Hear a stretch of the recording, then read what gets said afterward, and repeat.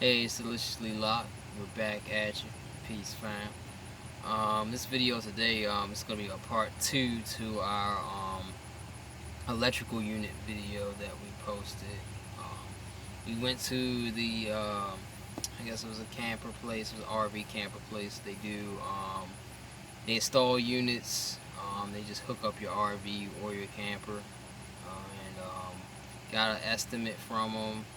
Estimate was a little too high.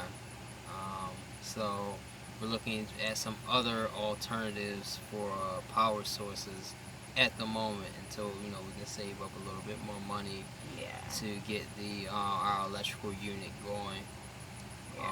So here recently we've been looking at just solar power generators, just enough wattage to charge our cell phones, laptops, fan, some lights that we have in here, just to like power the basics. Yeah. I guess just like a little more details on like, I mean, a helper for you guys too, so you guys can kind of know like what you're going in for if you are doing van life. We got our inverter. We got like a 3,000 watt inverter. Correct. Which costs like about like what was it, like 250? It was maybe a little less than 250, but around between 200 and 250. Yeah. And that's like, that's the about of the wattage that we were gonna need to like power. Just like, we have a blender here, we have like a camp stove, and just like other amenities that we have. And that charger is actually gonna need 2 batteries. But what really put us over the edge was just like the installation process of it all. So if you are doing van life, you definitely want to take that into consideration, that if you don't know how to like hook your battery up to your alternator, which I don't know how to do that. We don't know how to do that. So if you are going to do that and you're going to pay somebody like, like Bruce said, like we actually took it to like an RV place that like does customizations for RV and camper vans. So he was going to charge us this way too much, and he said it was going to take him 4 hours to do it, and it just was like incredibly out of our budget. So so you said we're looking into like solar generators. What was that brand that you showed me yesterday? It was like Jackal or something like that. Yeah. So they have, like you said, solar power generators that can just like kind of give you the basics, which is basically what we're doing right now. That's where we are with that. If I had more time, I would definitely try to figure it out myself. But right now, we're just timing wise with me working and also teaching guitar and bass lessons and things like that on the side. It's just kind of difficult to sometimes find time to really do it, and I want to make sure it's done right. I don't want to mess up any or bust any circuits in the van. That I'd rather get a professional. I'd rather get a professional to do that. I'm not an electrician, so I ain't trying to. Neither one of us are trying to mess up anything. So now we want to save up and take it to somebody who actually knows what they're doing. And who can set it up right for us. So until then, we're looking into here again the solar generator. But we do want to give you guys kind of just a few tips for when you are converting your van and you are going to have your power hookup. Just some kind of just things to be aware of. We're kind of learning as we go, so I hope this video is helpful for you guys, just to save you guys like some future headaches. Well, first and foremost is to really get a really good idea of like how much power you're going to be using. Everybody does it differently. I mean, we don't really use too many like electronics, so it's really just like our phone, our laptop. We do have a blender. We have a Ninja blender, so that's like a guzzler. And then we have a camp stove. Now, given those 2 items, are the blender and the camp stove, we're not going to be using every single day, but I think it's really good to like sit down and really go over, truly be honest with your electrical use and really write down like how many voltages and how many watts are in those products that you use from anything. I mean, we even did the wattages of like our lights, which is not a high wattage, but still calculate that in. You still want to calculate that in. So And then another thing we talked about was like where you're gonna put the battery. So I don't know if you want to go over that.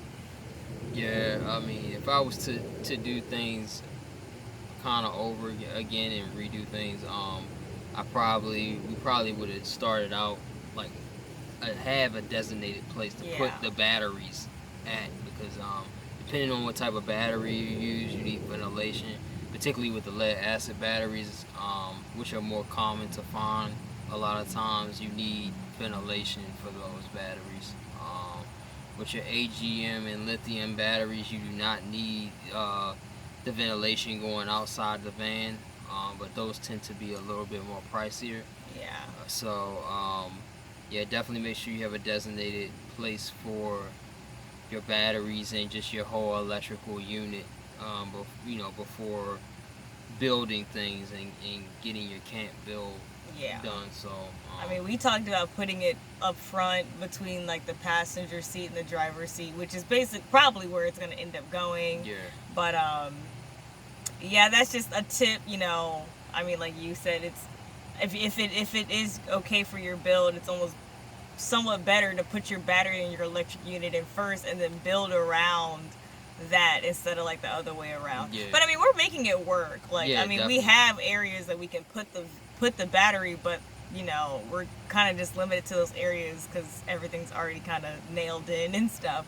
Right. So that's a really good tip. I would say like a third tip is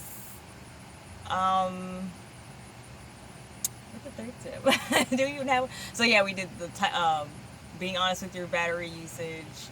And just explore like all your options too. Like like you said, you do have solar power as an option. Oh yeah, that was my tip number 3. Is solar power does not give you as much energy as you think it will. Like solar panels, we did not want to do solar panels because we were trying to do stealth camping. So it's pretty obvious that someone lives there if there's 2 like giant solar panels sitting on the roof. Yep. So, but if that is something that you don't mind, solar power is an option. But it is what it's in the name. Like if you don't have sunlight, you may not have power. That's right. So if you're okay, if you're going to be in like a sunny area, then totally go for it. But in addition to having sunlight, the power bank of a solar power, how much energy it can hold is very limited. So that's something that you can consider as well.